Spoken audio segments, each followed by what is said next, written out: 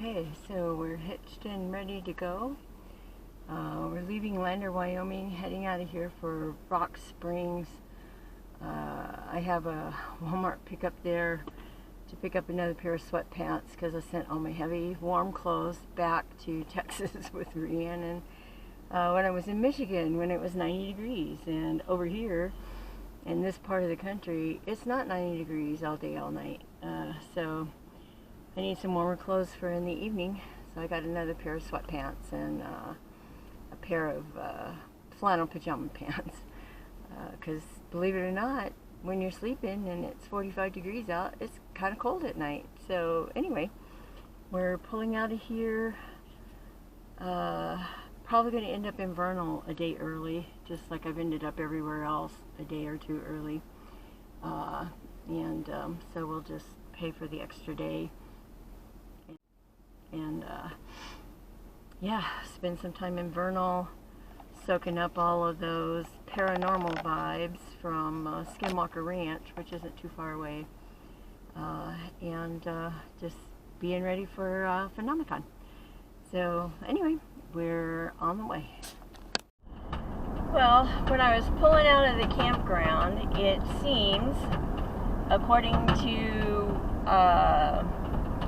somebody there who is an RV tech, that Bish's has my hitch on wrong, that they have it sitting way too low, that it's not supporting the hitch on the trailer up enough, and then every time I hit the slightest dip or go from shift from a level to an incline kind of thing, I drag the hitch a little bit. And so he's telling me that they have the hitch on upside down, that it should be pointing up rather than going all the way down like that. And if nothing else, they should have both of the bolts from the trailer hitch fastened onto the bar, the adjusting bar for the hitch that's on the car. That both of those bolts should be fastened on there, and they're not. And it's that bottom bolt from the trailer hitch that I'm dragging. It's not the actual hitch that's on my car. So anyway, he's telling me to stop. He didn't have the tools, or he would have done it there for me in the trailer park. So he's telling me to stop at another RV dealer and have them readjust it.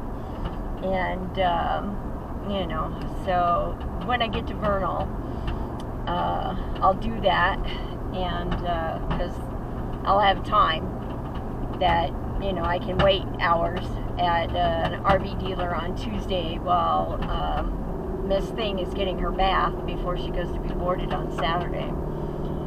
So I'll have time to do that.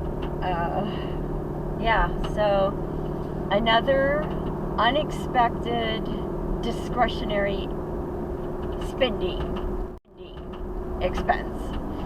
So yeah, I've had so many of those on this trip.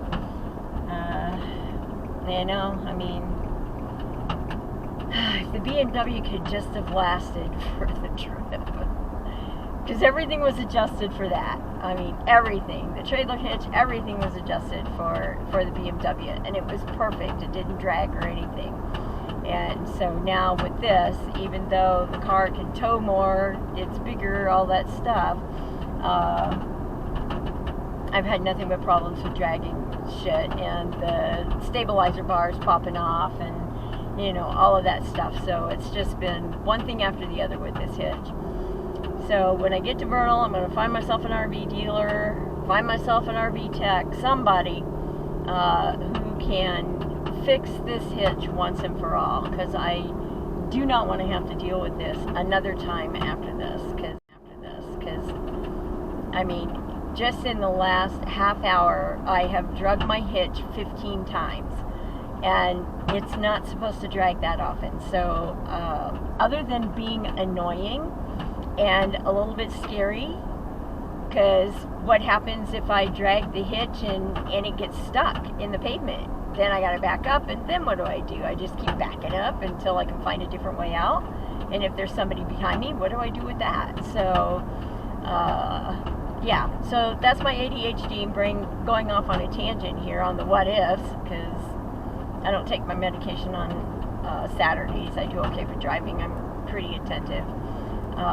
So there's not a lot to distract me because I'm looking in front of me and seeing everything, so I don't really have to like be looking around to see things because it starts off right in front of me, so I've seen everything. So anyway, so that's where we are. I've got another unexpected discretionary expense just when I thought I was going to have extra money.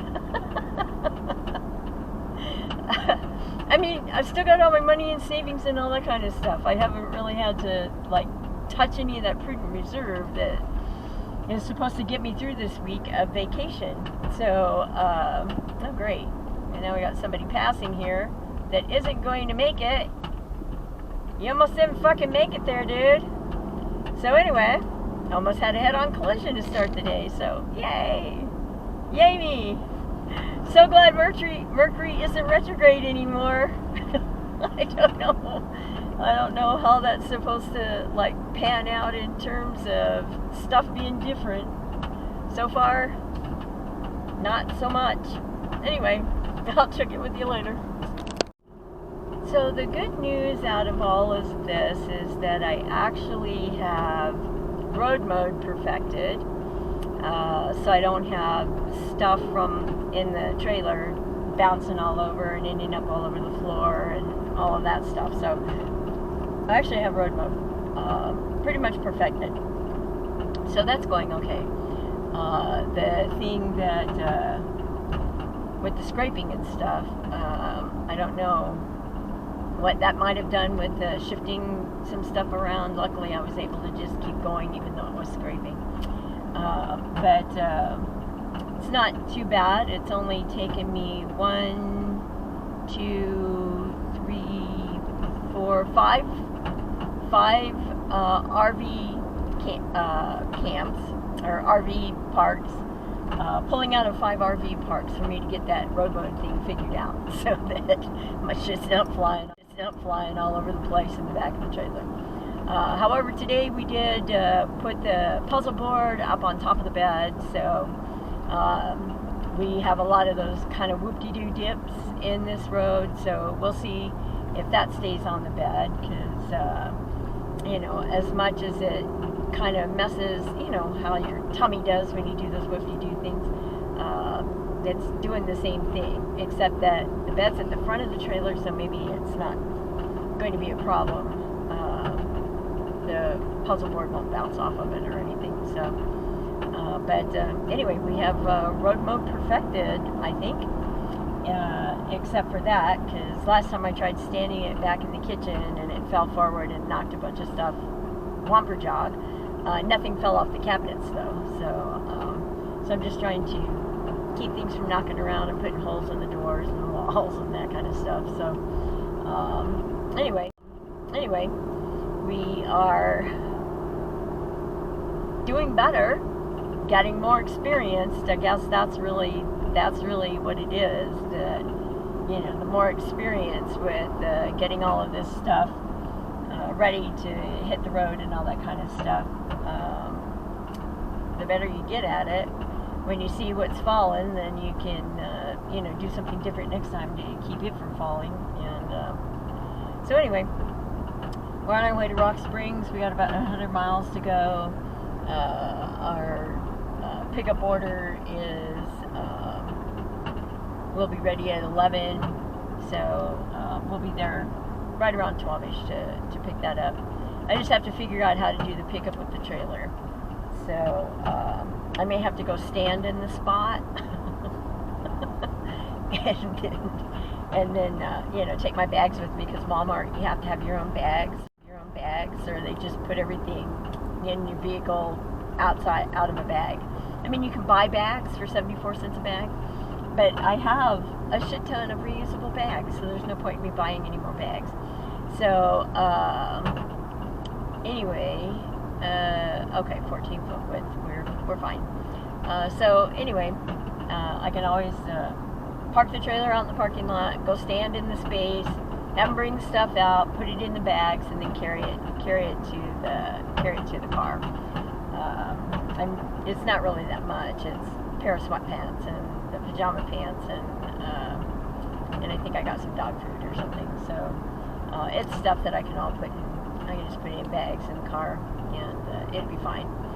So anyway, that's what's going on right now. And I know I said that I was going to take the first big turnout and check to see if the thing from the hitch is seated on the ball correctly for the vehicle, because what I notice is when I'm lowering the hitch that everything goes really low when it's just starting to sit on the ball. So if I have those vampire teeth things engaged without it being all the way down on the ball, it could just be sitting on the ball and putting more weight, which could be making it lower and why it's dragging. So I'm going to check that. Next time we have a big wide pull out, I'm going to pull out and check that. Or, wait till I get to Walmart parking lot and check it or something. But anyway, I'm going to check and make sure that I have that seated correctly. Because when I left Benton, Arkansas, we couldn't get the trailer hitch cover, the ball cover to seat on the ball all the way. So I drove with that not seating all the way like it's supposed to. So yeah. So that could have been why in the picture it had the front end pushing up, because it was just sitting on the ball, not seating on it. So that could be the problem. So anyway, I will check that. But when I get to Vernal, I am definitely going to have somebody else look at this hitch set up to see if it is correct, and if it's not correct, to correct it. I mean, it tows okay as long as there's no low spots or high spots in the road. Because then I'm dragging everything. So anyway, we're on a stretch of road we haven't driven before. This is US 191, which is what we're going to follow all the way down into Vernal. And then once we get to Vernal, then we'll pick up 44. Oh no, a dead deer in the road. Just happened too, because all the carrion birds are there. Well, that's sad. It's very sad. That's what happens in open range states, though. You have lots of roadkill. There was a time, though, in my VW Beetle, not too long after I got it, when I lived in Fort Worth and Rhiannon lived down in Kyle. And she got sick, and this was before COVID was a thing. It was like right at the beginning of COVID in November. And she got super, super, super sick. And so I needed to go down and be there with Travis because she was in the hospital. And for a night or two, her church family could help, with Travis and stuff. But we didn't know how long it was going to take, what was going on, or anything like that. So I was driving down in my Beetle and driving through Austin. It was more like I don't know, Georgetown or something. Up by Round Rock, I think, on the freeway, and there was a dead deer in the middle of the fast lane. I was trapped in the lane. I couldn't go left because there was no left shoulder, and I couldn't go right because there were cars next to me. And I just ran over that deer with my VW Beetle. It was like the saddest thing. I sent a text to everybody, and I said, "Oh my God, I've dressed my first deer," and it's like, what? It's like, yeah, it was laying in the middle of the freeway lane, and my car is so close to the ground, I had to have skinned that sucker. There's no way I couldn't have taken the skin off of it. Luckily, I still had quite a drive to go, so if anything did come off the deer, I lost it on the road somewhere. But when I got to Rhiannon's, I, got down and looked under the car, and it pulled the plastic guard that is like right at the front of the engine, down below the fan and that kind of stuff, so that stuff doesn't get kicked up, in the fan and the radiator and stuff, and it pulled that off on one side. So, you know, I just kind of drove with that pulled off, and then one day, I don't remember what I was doing. It was probably, I don't know, 2 years later or something. I was driving along, and all of a sudden I hear this creak and see this black plastic thing heading off behind my car down the road. Luckily, I wasn't on the freeway or anything. I was on a farm to market road, and so that just came off and, you know, flew away. So, but when I sold the Beetle, didn't seem to be problematic in terms of, you know, I bought the Beetle in 2017 and sold it in 2023. Whenever I bought the BMW, I sold the Beetle right at that time. So it was 5 or 6 years old, and you know, and I don't know, I thought $22,000 for it was a pretty good price. You know, so I got $22,000 for it, and then that's what I invested in the BMW to get it ready to be roadworthy to pull the trailer. And so we see what happened to that $22,000. I got a $3,000 return, you know, that I was able to put down as a down payment on this. But yeah, that was $22,000 that could have been better invested. So, because I could have gone and put $22,000 down on one of these and been perfectly fine and ready to roll. So, anyway, just enjoying the scenery, and gonna check on those vampire teeth things that the tech called it when he gave me the walkthrough or walk around of the trailer when I picked it up. And he said that it was imperative to make sure that those vampire teeth are seated all the way down, because that's what is going to hold the ball cover of the hitch, of the trailer hitch, onto the ball on the car hitch. So, so we'll check that and make sure that that's on correctly. So, anyway, okay, well, I guess I'm in a passing zone area here, because it looks like 2 lanes wide. Nobody behind me, but I'll pull over just in case anybody. In case I have a shift in the matrix and suddenly somebody has come from an alternate universe and showed up behind me. Because that shit happens. Anyway, I will check in with you later. We got some really pretty countryside here. And if the mountains were taller here, this would be looking a little bit like Joe Pickett country too. So, anyway, we are heading away from the Tetons. The Tetons are over on the west, back behind this, you know, these hills here. They're back over on the other side. I didn't realize that there was the Tetons and then there was the Grand Tetons, and so I didn't realize that. The Grand Tetons are Jackson Hole, Yellowstone, up in that area. And we're not going to go up that way this time. We are going to come back and go up that way.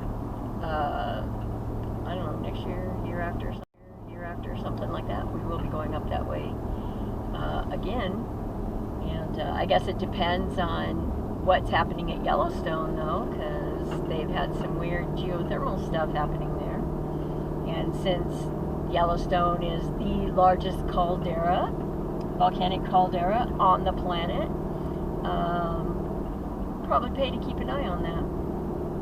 See what's going on with it, because if there's a whole lot of other things, like the one pool exploding and injuring the tourists, and, you know, blowing up the footbridge and that stuff, if that stuff is going to be happening more frequently, then I don't know. On top of Yellowstone is where I want to be. But I guess, you know, from what I saw about the supervolcano that Yellowstone is, Texas is safe from the eruption. It will have earthquakes and stuff as a result of Yellowstone erupting, but you know, it's not going to see the lava flow or anything like that, because all of these hills will be in the way and kind of contain all of that. But it will just build a new caldera and then you know, generations after us will come and go, oh, look at this, we have another Yellowstone. You know, so anyway, altitude here is building because my ears keep popping, and you can hear by the strain on the engine.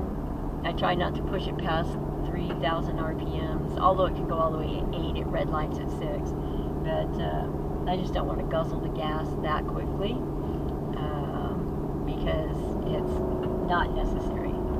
Anyway, I'll check in with y'all later. I just crossed the Continental Divide, 7,550 feet. So that means that due south of me, Rocky Mountains are down there somewhere in Colorado.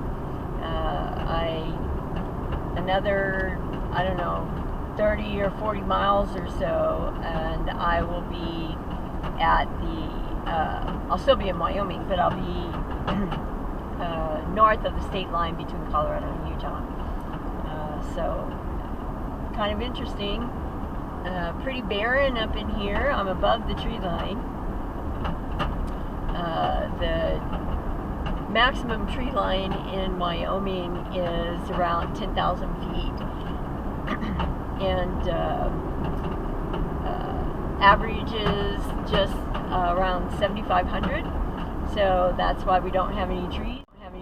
Because we're above the tree line here. There are a few on top of hills, but I imagine that those were planted by somebody, because there looks to be some kind of housing on top of the hill over there where those trees are.